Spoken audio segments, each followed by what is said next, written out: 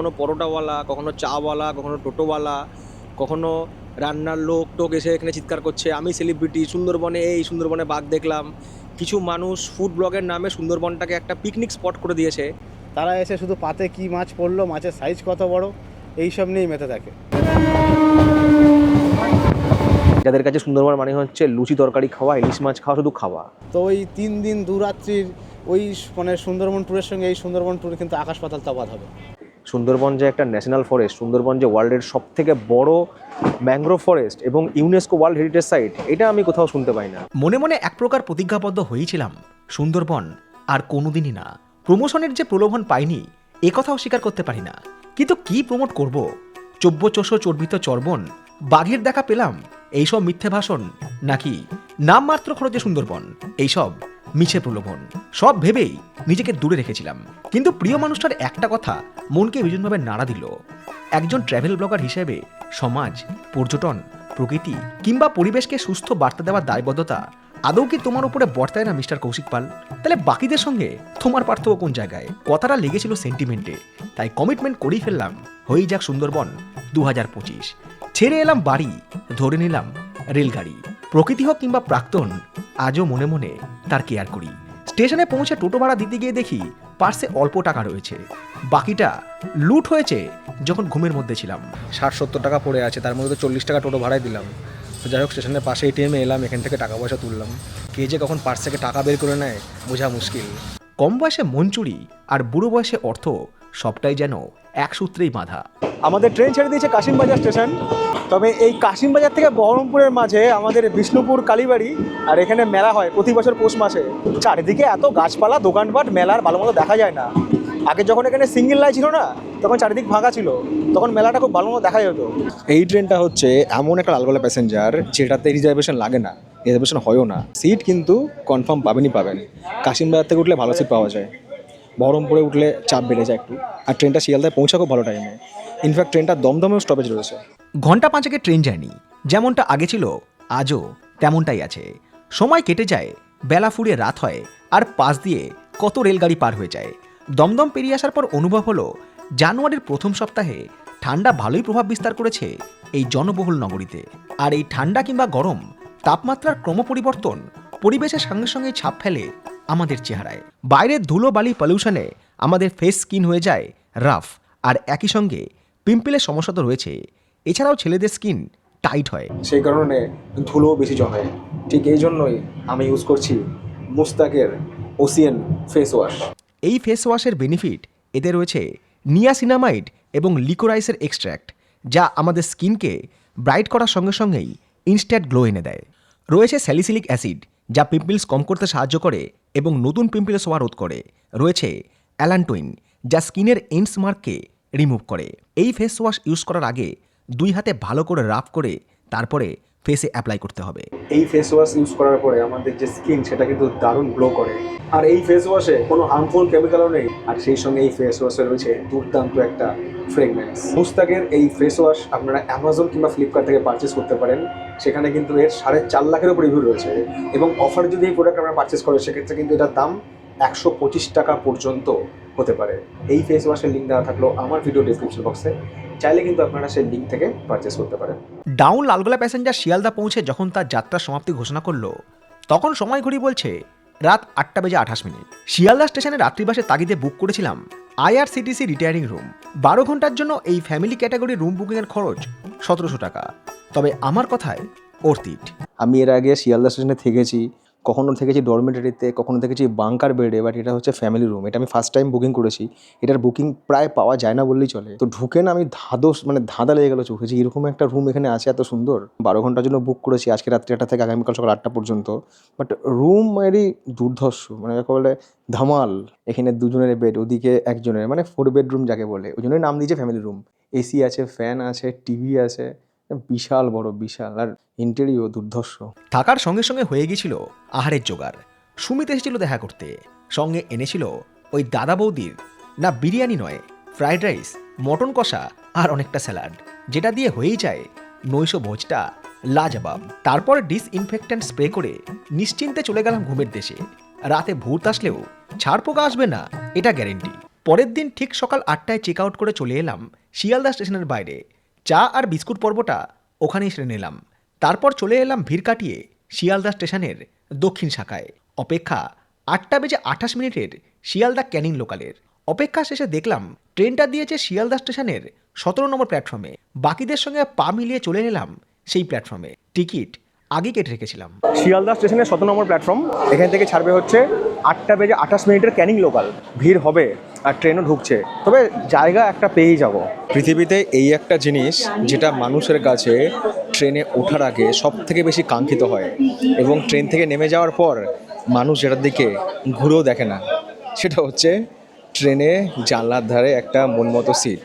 প্ল্যাটফর্মে যে লেভেলের ভিড় ছিল তত পরিমাণ কিন্তু ভিড় কামরার ভিতরে নেই। শিয়ালদা থেকে ক্যানিং রেলপথে মাত্র 45 কিলোমিটার। এই ক্যানিং লোকালটা শিয়ালদা থেকে সকাল 8:28 ছেড়ে 9:45 মনে হয় ক্যানিং পৌঁছে যায়। সময় সকাল 8:34 ছেড়ে দিল আমাদের ট্রেন শিয়ালদা থেকে ক্যানিংয়ের পথে।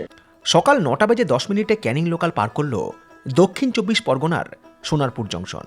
এই সোনারপুর জংশন থেকে কিন্তু ভাগ হয়ে যায় ক্যানিং যাওয়ার লাইন। সময় 9:41 আমাদের ট্রেন পার করে এলো এই যাত্রাপথে তালদি স্টেশন। তালদি আর ক্যানিংয়ের মাঝে আরও একটা স্টেশন রয়েছে মাতলা, ওখানে কিন্তু এই ট্রেনের স্টপেজ নেই। পরবর্তী স্টেশন হচ্ছে ক্যানিং, যেখানে পৌঁছে আমাদের যাত্রা শেষ হবে। ট্রেন ক্যানিং স্টেশনে পৌঁছেছিল রাইট টাইমেই। তাপমাত্রার পারদ বলছে 19 ডিগ্রি, আর পাবলিকের ভিড় চোখে পড়ার মতো। একে বেঁকে ভিড় কেটে বেরিয়ে এলাম স্টেশনের বাইরে। সুন্দরবনের পর্যটনের জন্য ক্যানিং কিন্তু খুব গুরুত্বপূর্ণ স্টেশন, কিন্তু স্টেশনের ইনফ্রাস্ট্রাকচার আগে যা ছিল আজও তাই আছে। যে ট্যুর সংস্থার সঙ্গে এবারে সুন্দরবন ভ্রমণ করছি তাদের অফিস স্টেশনের বাইরেই। সেখানে গিয়েই প্রথমে রিপোর্ট করলাম, তারপর সেখানেই এক কাপ চা খেলাম। যে চাটা এই দীর্ঘ ট্রেন জার্নির মাঝে ভীষণ মিস করছিলাম। চা পর্ব শেষ করে প্রদীপ আর পল্লবীর অটো চড়ে যখন পরবর্তী গন্তব্যের পথে রওনা দিলাম, তখন সময় ঘড়ি বলছে সকাল 10:08। গেটওয়ে অফ সুন্দরবন কিংবা মাতলা নদীর সেতু পেরিয়ে এবারে আমাদের গন্তব্য সোনাখালী ফেরিঘাট। ক্যানিং থেকে এই সোনাখালী ফেরিঘাটের দূরত্ব সড়ক পথে 14 কিলোমিটার বা তার কিছু বেশি। সময় সকাল 10:43, আমরা পৌঁছে গেছি সোনাখালী লঞ্চ ঘাটে। এই যে ক্যানিং থেকে এই সোনাখালী পর্যন্ত এলাম, এখানে কিন্তু রাস্তা একদম ঠিকঠাক। অনেকে রয়েছেন যারা তাদের গাড়ি নিয়ে আসতে চান কলকাতা বা তার পার্শ্ববর্তী এলাকা থেকে। গাড়ি কিন্তু আপনারা এখানে রেখে তারপরে আপনারা 2 দিন বা 3 দিনের সুন্দরবন ট্রিপ করে এসে তারপরে কিন্তু আবারও এখান থেকে গাড়ি নিয়ে আপনারা আপনাদের গন্তব্যে পৌঁছতে পারবেন। এখানে একটা পার্কিং রয়েছে, আর আগের দিকেও একটা কিন্তু পার্কিং রয়েছে, বড় পার্কিং, যেখানে অনেকে গাড়ি টাড়ি রেখেছে। এখানে গাড়ি রাখার চার্জেস হচ্ছে পার ডে 150 টাকা। এমনি তো রবিবার ছুটির দিন, তাই লঞ্চ ঘাটে যাত্রী ব্যস্ততা তুলনামূলক বেশি। এর মধ্যে সবথেকে ছোট্ট যে বোটটা, সেটাই আমার এবারের সুন্দরবন পরিবহনের মাধ্যম। আর ওই যে বাঁশের কাঠামোটা দেখা যাচ্ছে, ওটা সোনাখালী নির্মীয়মান জেটিঘাট। গল্পের এইটুকু অংশ দেখার পর কোনো দর্শক বন্ধু কমেন্টস করে বলতেই পারেন যে সুন্দরবন নিয়ে তো আগেও আপনি ব্লগ করেছেন, তাহলে এই ব্লগটার প্রয়োজনীয়তা কী ছিল? সুন্দরবন নিয়ে আমার যে দুটো ভ্লগ রয়েছে না, সেই দুটোই কিন্তু ওই বর্ষাকালে সুন্দরবন ইলিশ উৎসব, কিন্তু শীতকালে সুন্দরবন নিয়ে আমার কোনো ভ্লগ নেই। একটা ছিল আমার প্রথম সুন্দরবন ট্রিপ, ওটা সম্ভবত 2021 কি 22 সালে। তো ভিডিওটা অনেক ভিউ হয়েছিল, প্রায় 4 মিলিয়নের কাছাকাছি। তারপরে ওই কেউ একজন কপিরাইট দেয়, জানি না কি কারণে, সে কারণটা স্পষ্ট করে বলেও নি। যাই হোক, সে কপিরাইটের জন্য ভিডিওটা আমাকে ডিলিট করে দিতে বাধ্য হই, নয়তো ইউটিউব নিজে ডিলিট করে দিত। তো শীতকালে সুন্দরবনের কিন্তু আর ব্লগ তারপরে বানানো হয়নি। এটা হচ্ছে সোনাখালী ব্রিজ, আর এর উপর দিয়ে যে রাস্তাটা গিয়েছে এটা হচ্ছে বাসন্তী হাইওয়ে।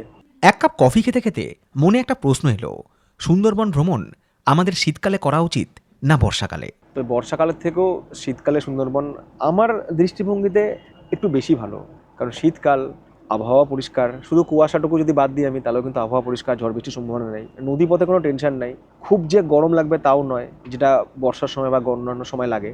আর সেই সাথে এই যে রোদের মধ্যে আপনি বসবেন, এই যে রোদটা এসে গায়ে পড়বে, তার সঙ্গে টুকটাক খাওয়া দাওয়া চলবে, একটা পিকনিক মেজাজ।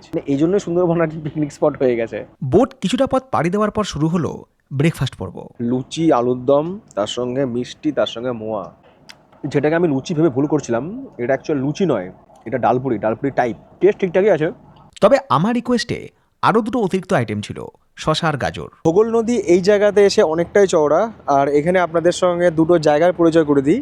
এইদিকে যে ফেরিঘাটটা রয়েছে এটা হচ্ছে গদখালি, আর ওইদিকে যে ফেরিঘাটটা রয়েছে ওই দিকটা ওটা হচ্ছে গোসাবা। গদখালি আর গোসাবার মধ্যে কিন্তু ফেরি পারাপার করে। কলকাতা থেকে কিন্তু গদখালি আসার সরাসরি রোড ট্রান্সপোর্টেশন রয়েছে। গোসাবাকে বাঁদিকে রেখে আমরা এগিয়ে চললাম সজনেখালির দিকে। আমাদের এই প্ল্যানে গোসাবা রবীন্দ্রনাথ ঠাকুরের বাড়ি কিংবা হ্যামিল্টন সাহেবের বাংলো ইনক্লুডেড নয়। এই যাত্রাপথে সঙ্গ দিল সুন্দরবন ভ্রমণের একটা জনপ্রিয় স্ন্যাক্স আইটেম আমুদি মাছ ভাজা। তবে এই খাওয়া দাওয়া নিয়ে আমার একটা বক্তব্য রয়েছে। এই ট্রিপে যা যা দেখাবো, যেখানে যেখানে থাকবো, আর আমি যা যা খাবো সেটা কিন্তু আপনাদের জন্য থাকবে। আর আমি সেই সাথে বাপিকেও বলবো যে তুমি আমাকে সেই খাবারগুলোই দিও, বা সেই সুবিধা দিও, বা সেই রুম দিও, বা সেরকম জায়গাতেই রেখো যারা এই ব্লগটা দেখে এই প্যাকেজ বুক করবে তারা যেন সেটাই পায়। এখানে যেন কোনো রকম মানে মিসকমিউনিকেশন না হয়, বা এটা যেন কোথাও মানে প্রমাণিত না হয় যে ব্লগার ফেসিলিটি পেয়েছে আর টুরিস্টরা পায়নি। এই জার্নিতে এই ব্লগে প্রকৃতিকে দেখবো, বা পরিবেশকে দেখবো, বা সুন্দরবনকে সুন্দর মন নিয়ে দেখবো।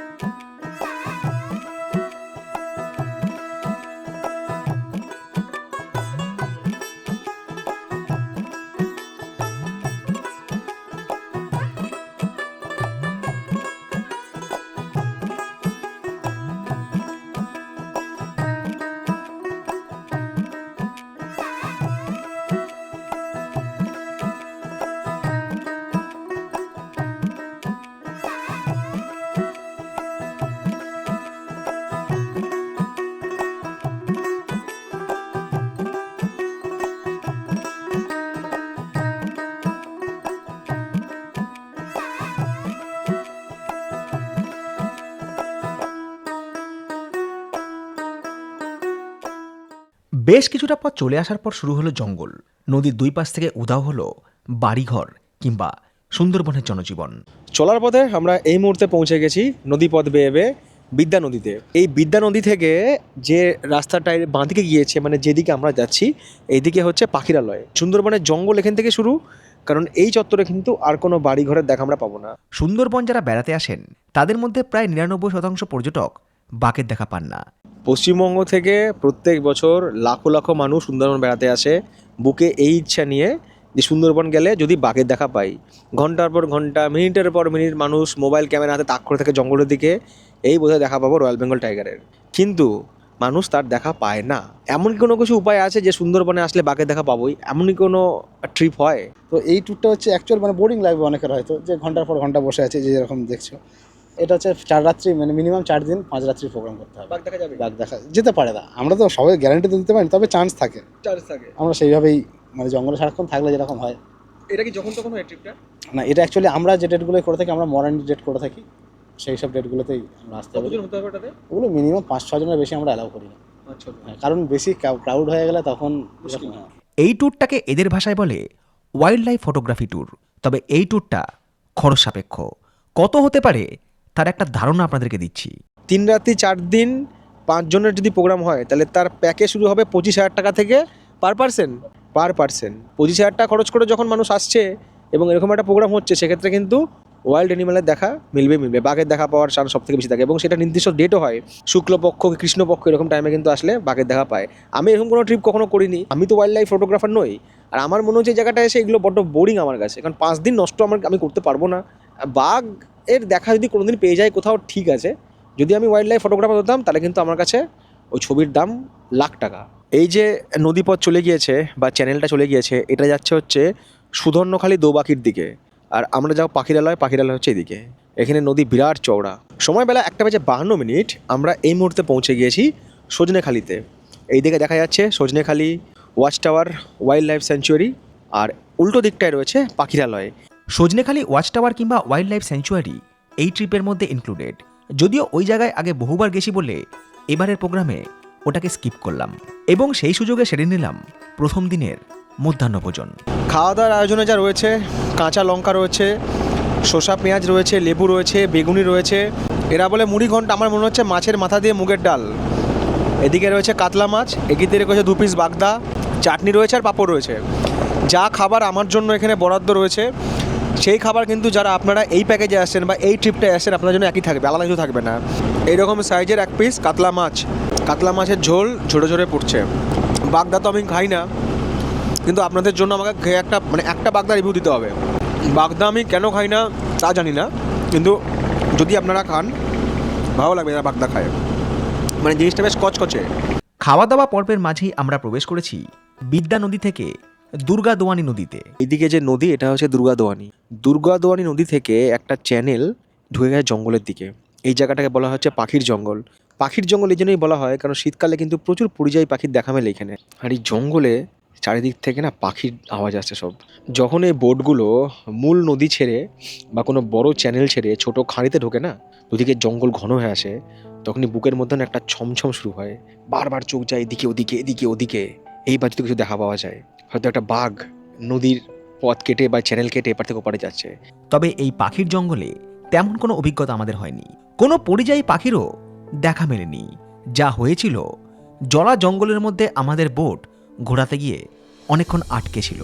খাঁড়ির মধ্যে লঞ্চ ঘোরাতে গিয়ে যখন আটকে যায় তখন এইভাবে দড়ি বেঁধে গাছের সাথে লঞ্চকে ঘোরাতে হয়, কারণ এই জায়গাটা তো ভীষণ সরু, লঞ্চটা তুলনায় অনেকটাই বড়, তো এই জায়গা কিন্তু ঘোরানো একটু মুশকিল।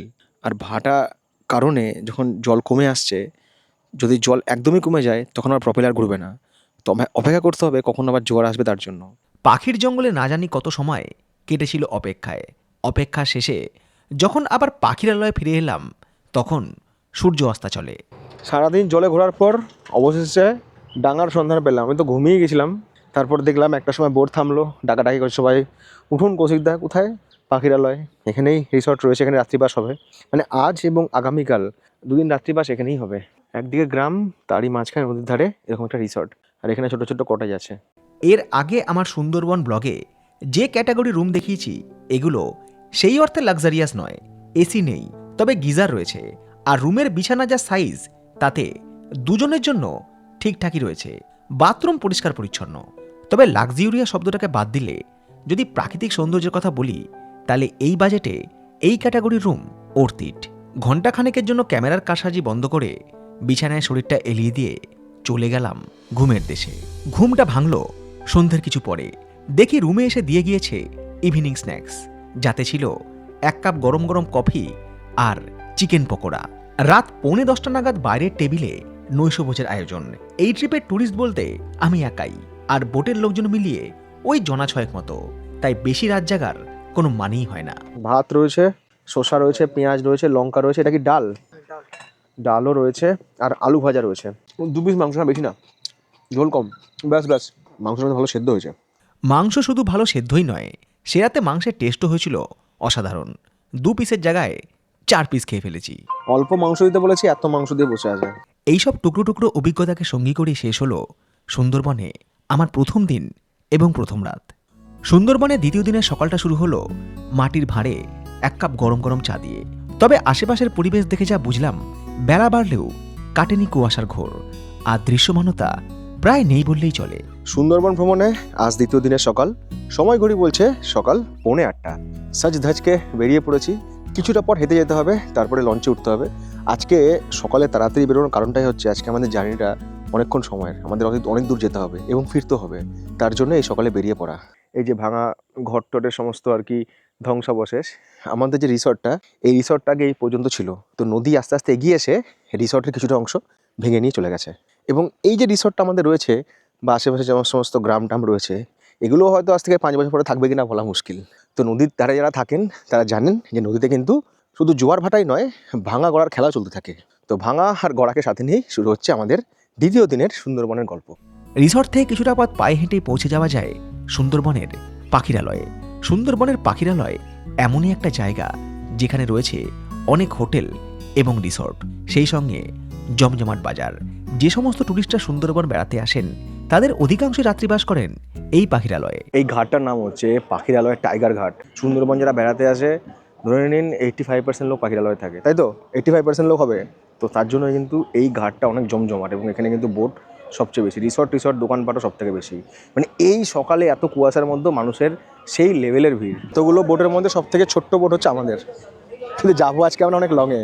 শীতকালে সুন্দরবন ভ্রমণ ব্যাপারটা ঠিকই আছে, কিন্তু শীতকালে সকালবেলায় এই লেভেলের যে কুয়াশা থাকে সেই জিনিসটা কিন্তু ধারণা আমার অ্যাটলিস্ট ছিল না। আশেপাশে দৃশ্যমানতা এত কম কিছু বোঝাই যাচ্ছে না। নদীবক্ষে ঘন কুয়াশাকে সঙ্গী করে ছেড়ে দিল আমাদের বোট নতুন গন্তব্যের দিকে। আমাদের বোট চালক অবশ্য বলেছিল আজকের কুয়াশা নাকি সে তুলনায় কম। আরও সকালে কুয়াশার ঘনত্ব এতটাও থাকে যে 10 হাত দূরে জিনিস দেখা যায় না। মনে হলো সড়ক পথের তুলনায় নদীপথে এই কুয়াশার দাপট কিছুটা হলেও বেশি। সামনে দৃশ্যমানতা প্রায় নেই বললেই চলে। আমাদের লঞ্চের চালক, ও যে লঞ্চটা চালাচ্ছে, ও কিন্তু পার দেখে দেখে চালাচ্ছে। আমি ওকে জিজ্ঞেস করছিলাম যে আমি তো কিছু দেখতে পাচ্ছি না, তুমি কেমন করে দেখছো? বলে আমরা এই যে এই পারটাকে দেখে দেখে চালাই, কারণ এত বড় নদী কোথায় কি আছে না আছে বোঝা যাচ্ছে না।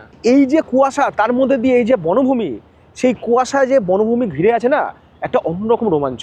এমন পরিবেশে কিছুটা তন্দ্রাভাব এসেছিল, কিন্তু সেটাও কেটে গেল যখন দেখলাম সামনে হাজির ব্রেকফাস্ট। আগের দিন যা ছিল আজও তাই আছে। কুয়াশার ঘেরাটোপে থেকে একটু লুচি আর ছোলার ডালের স্বাদ নেওয়া যেতেই পারে। ছোলার ডাল কিংবা লুচিতে নুন একটু বেশি আছে। যে আমাদের ঠাকুরমশাই রান্নাবান্না করছে, সে চিনি আর নুন মনে হয় খুব পছন্দ করে, বা এটা হতে পারে যে আমি কম পছন্দ করি, তা আমার মুখে একটু লাগে ওই জন্য।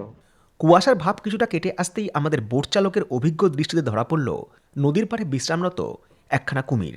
সুন্দরবনে এই কুমির জিনিসটাকে এর আগেও দেখেছি, তবে শীতকালে মনে হয় এদের বেশি দেখা যায়। এই চড়াতে কুমিরটা উঠে আছে, 100 মিটার দূরত্বও নেই, সেখানে মানুষজন অনেক কাজ করছে। এটা দেখার পর আপনারা এটা বুঝতে পেরেছেন যে সুন্দরবনের নদীতে কিন্তু প্রচুর কুমির রয়েছে। কাজে যারা সুন্দরবন বেড়াতে আসছেন, যারা এখানে আমার মতো দাঁড়িয়ে ফটোগ্রাফি করছেন, অনেকে অ্যাডভেঞ্চার করতে চান, একটু টাইটানিক পোজে ফটো, তারা কিন্তু একটু সাবধানে করবেন, বা রিলস বানাচ্ছেন একটু সাবধানে। জলে পড়লে কিন্তু হয় কুমিরে ধরবে, আর না হলে পেছনে যে বোটের পেছনে যে বড় প্রপেলার ঘুরছে তাতে কিন্তু শরীর কাটা পড়বে, মানে আপনাকে তুলতে তুলতে শরীর কেটে যাবে। একটু সাবধানে থাকবেন কিন্তু যারা সুন্দরবন আসছেন, ঠিক আছে? নিজের নিরাপদ নিজের কাছে। সুন্দরবনের এইসব অঞ্চলে যারা বসবাস করেন তাদের জীবনে জলে কুমির আর ডাঙায় বাঘ, তাই তাদের কাছে এই কুমির দেখা নেহাতি তুচ্ছ ব্যাপার। তারা নিজেদের কাজে ব্যস্ত আর বন্যজীবন তাদের কাজে।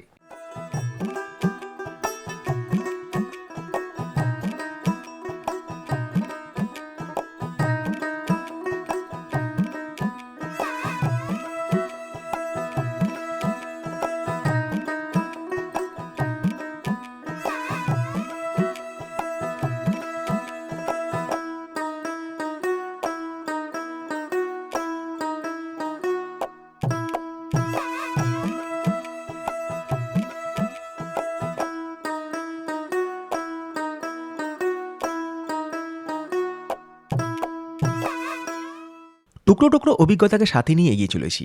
একটা সময় পরে জঙ্গল আরও ঘন হলো, নদীপথ আরও চওড়া।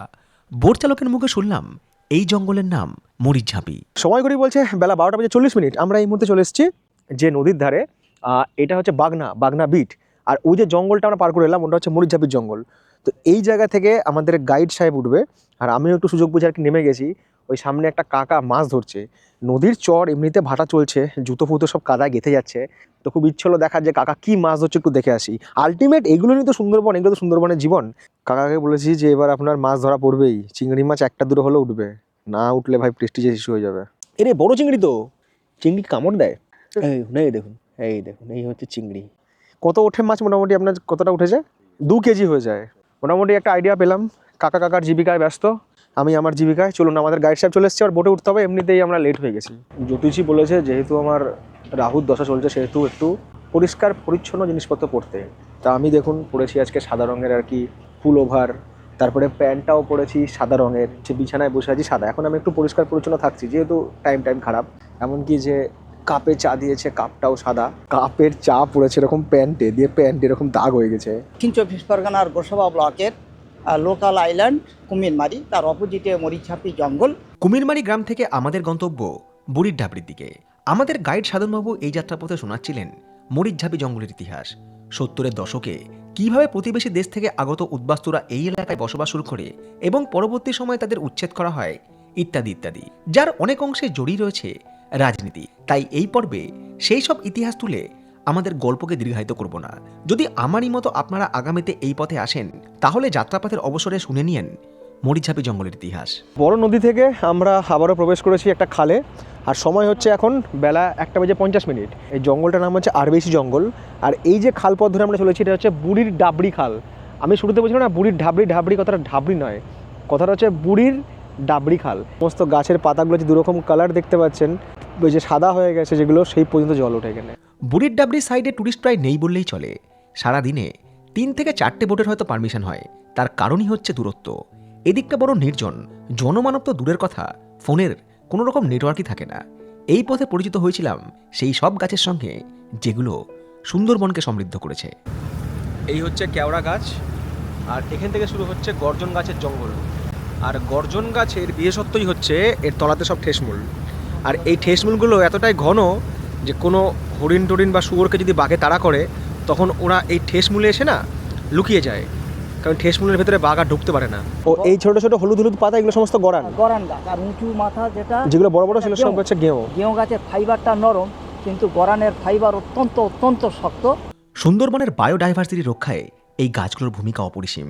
24 ঘন্টায় দুবার জোয়ার দুবার ভাটা, প্রত্যেক বছর বিভিন্ন ঝড়ের দাপট, গ্লোবাল ওয়ার্মিং, বে অফ বেঙ্গল থেকে আগত নোনা জলের দাপট সবকিছুকে সহ্য করে এই আইল্যান্ডকে রক্ষা করেছে 80-এরও বেশি প্রজাতির ম্যানগ্রোভ।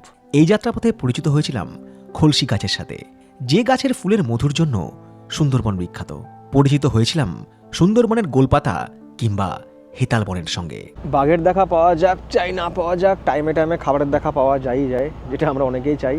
আবারও আজকে কিন্তু আমাদের সুন্দরবন ভ্রমণের দ্বিতীয় দিনে চলে এসছে আমুদি মাছ ভাজা। আমরা এই মুহূর্তে চলে এসেছি সুন্দরবন টাইগার রিজার্ভের বসিরহাট রেঞ্জের বুড়ির ডাবরি যে ওয়াচ টাওয়ার, এখানে যে ক্যানোপি ওয়ে আছে, সেই ক্যানোপি ওয়েতে এই বড় বড় যে পায়ের ছাপ, সব বাঘের পায়ের ছাপ। হ্যাঁ, এখানে আমরা দেখতে পাচ্ছি যে বাঘের পায়ের ছাপটা হরিণের পায়ের ছাপে প্রায় মুছে যেতে শুরু করেছে।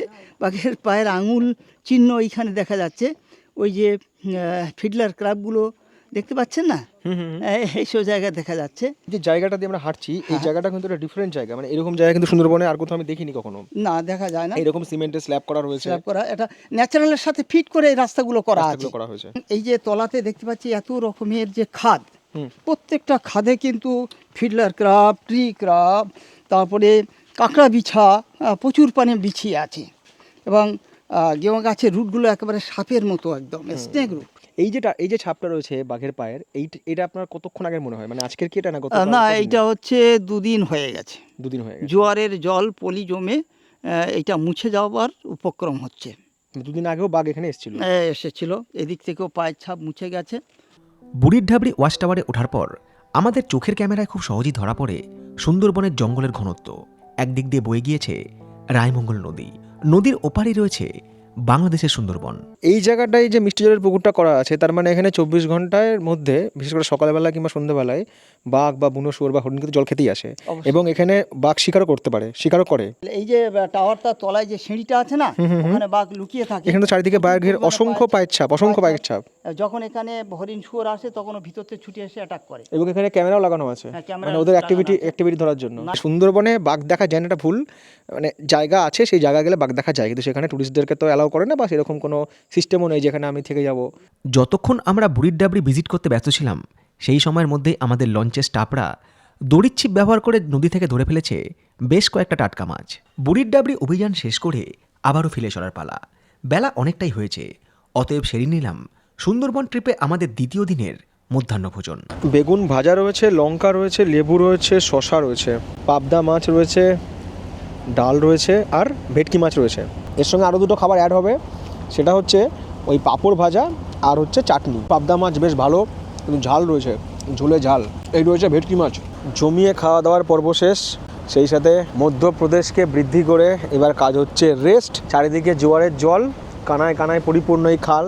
আর কোনো বন্যপ্রাণীর দেখা পাওয়া যাবে না, এটাকে মনে রেখেই এবার ফিরে চলা আপনার হোটেল বা রিসর্টের পথে। বন্যপ্রাণীর দেখা পাওয়া না গেলেও সেই বিকেলে দেখেছিলাম এক ঝাঁক টিয়া পাখি সবুজ ডানা মেলে ফিরে গেল জঙ্গলে, যেখানে ওদের ঘর রয়েছে। বেলা ফুরিয়ে আসার সংকেত জানিয়ে দিনের সমাপ্তি ঘোষণা করল সূর্যদেব, যেন নিজেকে নদীর জলে নিমজ্জিত করে। সন্ধে হতেই ঠান্ডার প্রভাব আবারও গ্রাস করল এই বদ্বীপ অঞ্চলকে। সময় সন্ধ্যে 6:13, শেষ হলো আমাদের লঞ্চ সফর। শেষ দিকে এসে আমি নিজেকে ঘুমোচ্ছিলাম গল্প শুনতে শুনতে। তারপরে ডাকাডাকি করে 1 কাপ চা হাতে ধরে দিল, বলো দাদা আমরা পৌঁছে গেছি, এখন লঞ্চের কাছই ফেলছে। গতকাল রাতে যখন রিসর্টে এসেছিলাম, গতকাল আমি একা ছিলাম রিসর্টে, আজকে রিসর্ট ফুল, আজকে এখানে টুরিস্ট রয়েছে। তো আজকে সন্ধ্যাবেলায় ঝুমুর নাচটা সব হবে।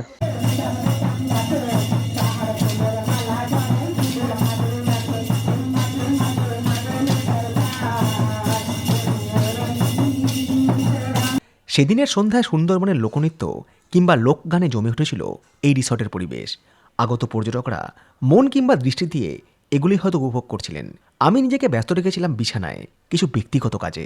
প্লেটে হাজির হয়েছিল গরম গরম চিকেন পকোড়া, ফ্রেঞ্চ ফ্রাই আর 1 কাপ কফি। ঝুমুর গান আমি অন্য কিছু শুনেছিলাম, সুন্দরবনের গান, সুন্দরবনের মানুষের গান, জীবনের গান, জীবিকার গান। এদিকে উচ্চস্বরে কানে আসছে বন্ধু তুমি কই কই রে, প্রাণ বুঝি যায় যায় রে। প্রাণ যাক চাই না যাক, সময় দ্রুত বয়ে গিয়েছে। ব্যস্ততার মাঝে ডিনার করতে যাওয়ার সময়টুকু পর্যন্ত ছিল না, তাই আমারই অনুরোধে সেটাও পৌঁছে গিয়েছিল আমার কাছেই। সবার খাওয়া হয়ে গেছে বাইরে, আমাকেও বলছিল খেতে, আমি বললাম খাবো না, আমি কাজ করছি বসে বসে। লাস্টে ওরাও ঘুমোবে, ওরাও তো সারাদিন পরিশ্রম করছে, তো দেখলাম ঘরেই খাবারটা দিয়ে গেছে। বললাম ঠিক আছে, কোনো অসুবিধা নেই, খাবার একটু একটু গরম আছে, খেয়ে নিই। তার আগে একটা ফিডব্যাক দিই আপনাদেরকে। একটা পর্যটকের সাথে একটা ব্লগারের ডিফারেন্স রয়েছে, যে আমাদের কাজে একটু খামখেয়ালি হয়ে যায়, খাবার নিতে না যাওয়া, দেরিতে খাওয়া। সবার জন্য এটা নয়, সবাইকে টাইমে টাইমে খেতে হয়। তো সেই জন্য খাবারের রিভিউ দেওয়াটা বা খাওয়াটা দেখানোটা আমার কাজের একটা পার্ট। ফ্রাইড রাইসের টেস্ট খুব ভালো, অন্তত ইলিশ বিরিয়ানি থেকে ফ্রাইড রাইস অনেক ভালো। আমার ফ্রাইড রাইস আমার খুব প্রিয়। চিলি চিকেনের নামটা সার্থকতা দিয়েছে, চরম ঝাল, চরম ঝাল ঝাল দিচ্ছে, কখনো সস বেশি দিয়ে দিচ্ছে, চিনি বেশি দিয়ে দিচ্ছে, কখনো লবণ বেশি হয়ে যাচ্ছে। চিলি চিকেন নিয়ে আমার অভিযোগ ছিল, আছে, থাকবে, কিন্তু ফ্রাইড রাইসটা নিঃসন্দেহে ভালো। চিলি চিকেনটাকে অ্যাভয়েড করলে ফ্রাইড রাইসটা খাওয়া যেতেই পারে। সুন্দরবন ভ্রমণের তৃতীয় এবং শেষ দিনের সকালটা শুরু হলো ঠিক আগের দিনের মতোই কুয়াশা মেখে। ভেজা মাটিতে পা টিপে টিপে বোটে উঠলাম। আজকের গন্তব্য নেতি ধোপানি। পথ দীর্ঘ, মাঝে দুটো বড় বড় খালও রয়েছে, বনবিবির ভাড়ানি আর চরগাজি। এই সব কিছু দেখে বিকালে ফিরে এসে ক্যানিং থেকে ট্রেন রয়েছে, তাই এই শেষ দিনটা শুরু করা উচিত আরও সকালে। বোট ছাড়ার পর প্রথমেই আমরা এসে পৌঁছালাম সজনেখালি ওয়াইল্ড লাইফ স্যাংচুয়ারিতে। এর একটা কারণও ছিল। সুন্দরবনের যত ট্রিপ হয় না, তার যে সমস্ত পারমিশন সব কিন্তু এই Sajnekhali watch tower wild life sanctuary থেকেই হয়। তো এখানে আমরা আমাদের ডে 2 এর পারমিশন নেবো এবং আমাদের যে গাইড এখান থেকে উঠবে। সময় সকাল 8:55 এখান থেকে আমরা পারমিশন নিয়ে নিয়েছি এবং সেই সাথে আমাদের গাইড সাহেব, মানে আজকে ডে 2 এর আরেকজন গাইড সাহেব, তিনি আমাদের বোটে উঠে গেছেন এবং আমাদের বোটও ছেড়ে দিয়েছে তার গন্তব্য নেতি ধোপানির পথে।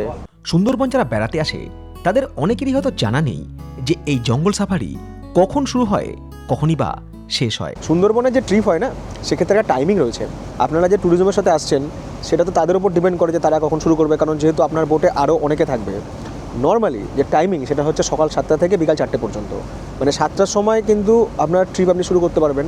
ধরুন আপনারা একটা নিজেরা বোট নিয়ে নিয়েছেন, আপনাদের সকাল সকাল আপনারা জঙ্গলে যাবেন, তো সকাল 7টার সময় কিন্তু আপনারা জার্নি শুরু করতে পারবেন এবং বিকাল 4টের মধ্যে কিন্তু ঘুরে আসতে হবে।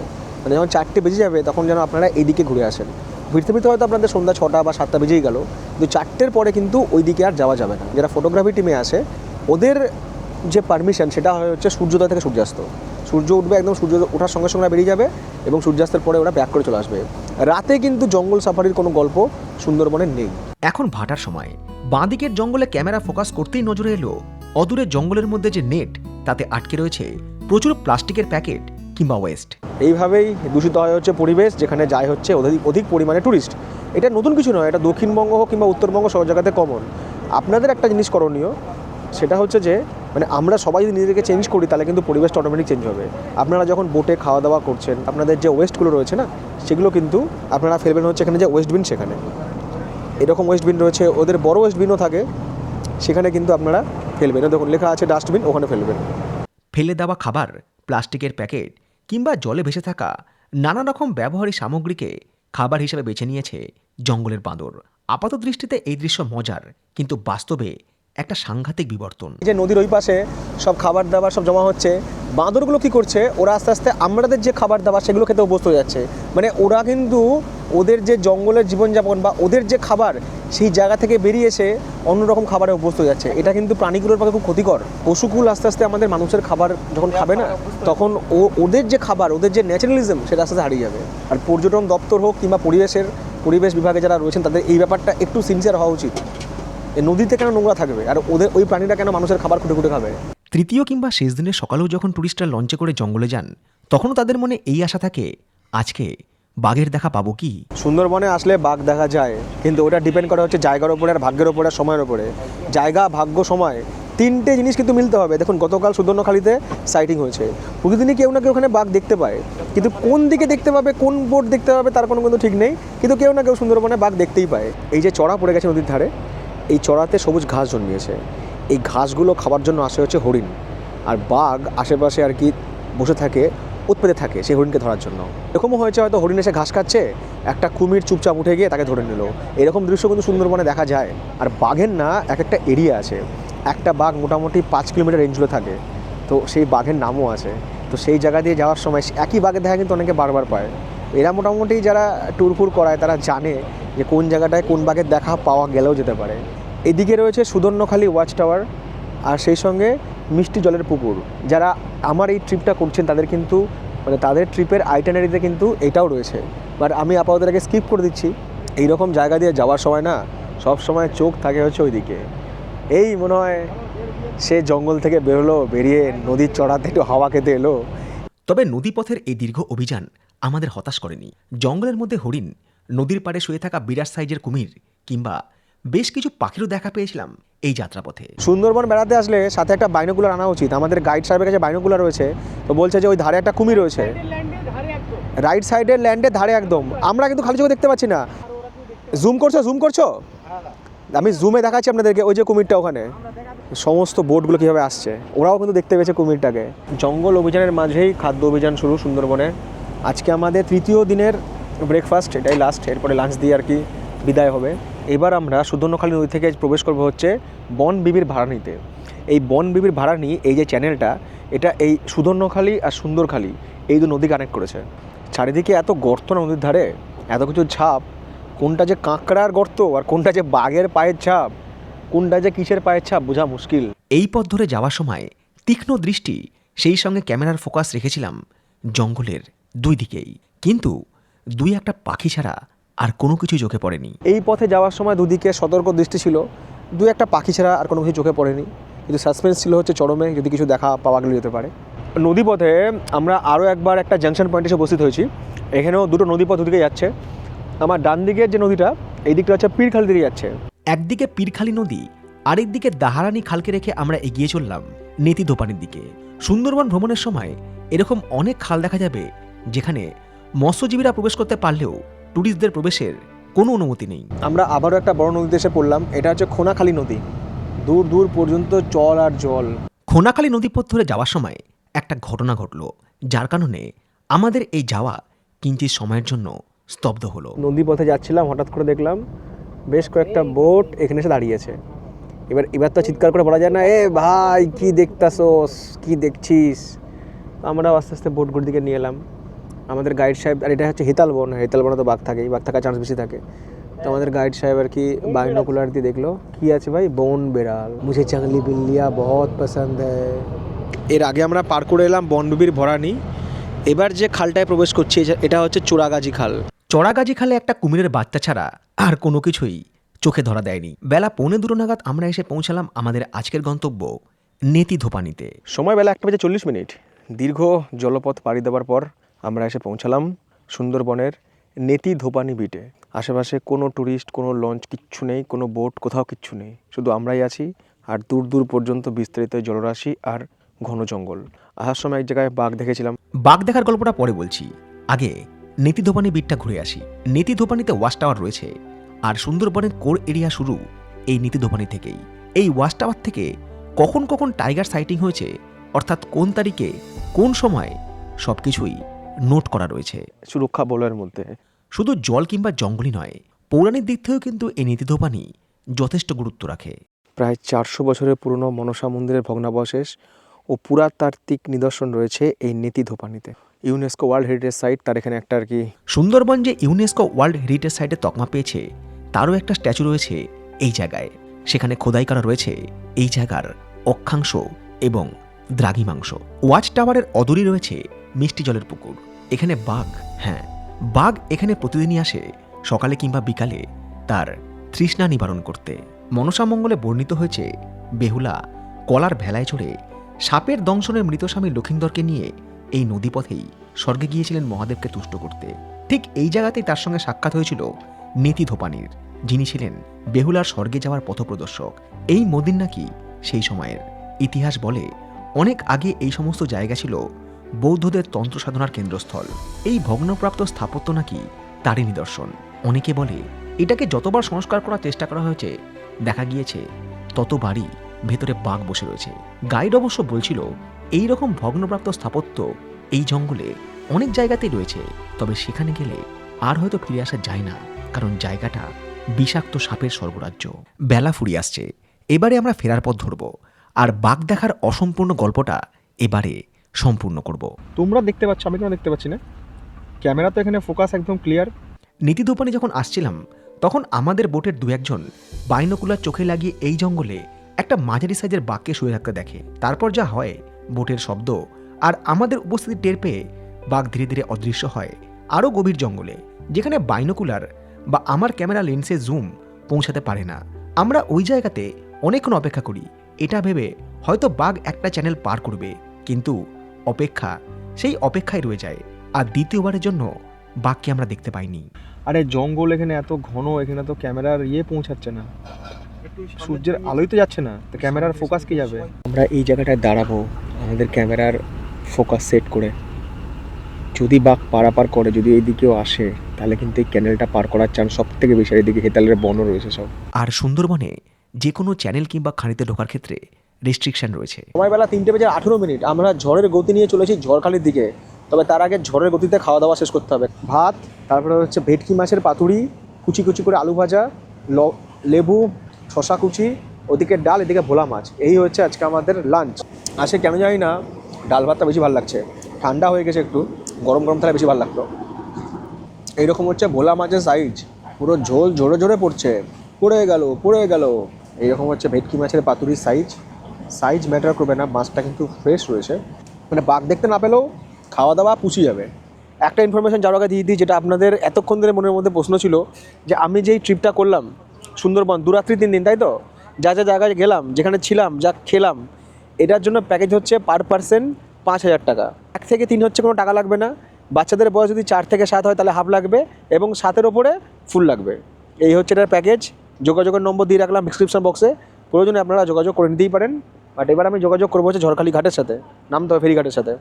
ঝড়খালি ফেরিঘাটেই প্রথম আমি এলাম, আগে কখনো আসিনি। তো এই ঝড়খালি ফেরিঘাট থেকে কিন্তু ট্রিপ শুরু হয়, বা ট্রিপ কিন্তু শেষ হয়।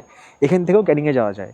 আবার কলকাতা থেকে কিন্তু ঝড়খালি পর্যন্ত সরাসরি বাসও রয়েছে, খুব বেশি নয়, তবে মনে হয় রয়েছে 1-2। যখন আপনারা সোনাখালিতে নামছেন, তখন যেমন টুক করে অটো থেকে নেমে বা গাড়ি থেকে নেমে আপনারা লঞ্চে উঠে পড়ছেন, এখানে কিন্তু তা নয়। এখানে কিন্তু খানিকটা রাস্তা হাঁটতে হবে, 350 থেকে 400 মিটার কিন্তু পায়ে হাঁটতে হবে। এখান থেকে অটো উঠলাম, অটো চালককে জিজ্ঞেস করলাম স্টেশন কতক্ষণ লাগবে ক্যানিং, বললে 1 ঘন্টা 20 মিনিট। এখন বাজে হচ্ছে 3:55, দেখা যাক ক্যানিং স্টেশনে গিয়ে কখন আমরা পৌঁছাচ্ছি। ক্যানিং স্টেশনের কাছে যখন পৌঁছালাম তখন সময় ঘড়ি বলছে বিকেল 5:13। তারপর অটো থেকে নেমে ব্যাগ নিয়ে ছুটে ক্যানিং স্টেশনে যখন পা রাখলাম, তখন ক্যানিং স্টেশনের 1 নম্বর প্ল্যাটফর্ম থেকে ছেড়ে যাচ্ছে বিকেল 5:15 ক্যানিং শিয়ালদা লোকাল। তাতেই উঠে পড়লাম। 5:15 ক্যানিং লোকাল ছিল। যখন ক্যানিং স্টেশনে ঢুকছি, ট্রেন তখন ছাড়ছে, লাভ মেরে কোনো রকম লাস্ট কম্পার্টমেন্টে উঠেছি। তারপর শিয়ালদা গিয়ে ভাগীরথী আজকে পাবো না, আমাকে 7:50 ট্রেন ধরতে হবে। শিয়ালদা পর্যন্ত না গিয়ে নেমে পড়লাম পার্ক সার্কাস স্টেশনে। সেখান থেকেই ধরলাম বজবজ থেকে নৈহাটিগামী লোকাল ট্রেন। আমাকে নামতে হবে বিধাননগর রোডে। যদিও এই রেলপথে আগে কোনোদিনই ট্রেন জার্নি করিনি। পার্ক সার্কাস থেকে বিধাননগর পৌঁছানো, তারপর বিধাননগর স্টেশনে নেমে সেখান থেকে অটোয় ওঠা ছিল একটা অধ্যায়, সেটা অটোতে গিয়ে বলছি। অবশেষে লোকাল ট্রেন থেকে বিধাননগরে নেমে নিচে এসে এখান থেকে অটো ধরলাম। এখান থেকে শেয়ারিং অটো, ওই 30 টাকা করে পার পার্সন। দুটো যাত্রী হয়েছে, আমার ট্রেনের টাইম হয়ে যাচ্ছে। আমি বললাম যে বাকি 3টে ভাড়া আমি দিয়ে দেবো, আপনি চলুন, কিছু করার নেই এখন আমার। আর এই টাইমে, অফিস টাইমে বিধাননগর স্টেশনে নামা, সেখান থেকে বেরিয়ে এসে এই যে অটো ধরা, মানে স্টেশনে নামাটা একটা রীতিমতো যুদ্ধ। মনে হচ্ছে আমি কোয়ারেন্টাইন থেকে বেরোলাম। এত ভিড়, এই সঙ্গে 2টো ব্যাগ, মানে এত ঘেটে যায় না। এবার শিয়ালদা পৌঁছে ওখান থেকে লোকাল ট্রেন ধরে আসলেও সেম সিচুয়েশন হতো। আবার শিয়ালদা পৌঁছে ওখান থেকে ক্যাব নিলেও আমার সময় বেশি লাগতো। এটাই সব থেকে সহজতম উপায় কলকাতা স্টেশন পৌঁছানোর, বাট এটার জন্য একটু পরিশ্রম করতে হলো। সময় সন্ধ্যে 7:35 পৌঁছে গেছি কলকাতা স্টেশনে। 5 নম্বরে দাঁড়িয়ে আছে রাধিকাপুর এক্সপ্রেস, ওখানে যাচ্ছি। 15 মিনিটের জন্য ফাইনালি ট্রেনটা পাচ্ছি। ফাইনালি উঠলাম ট্রেনে, আমার এসওর গামরায়, আর আমার বার্থ নাম্বার হচ্ছে 58। তারপরের গল্পটা সবারই জানা, আবারও ওই মধ্যরাতে খাগড়াগা স্টেশন। কোনো গল্পের শেষ কিংবা কোনো গল্পের শুরু। সময় ঘড়ি বলছে রাত 11:20। ফাইনালি শেষ করলাম আমাদের এবারের গল্প খাগড়াগা স্টেশন পৌঁছে। দেখা হচ্ছে আপনাদের সাথে নতুন কোনো দিন, নতুন কোনো গল্পের নতুন কোনো পর্বে। সবাইকে tata, bye bye, good night and love you.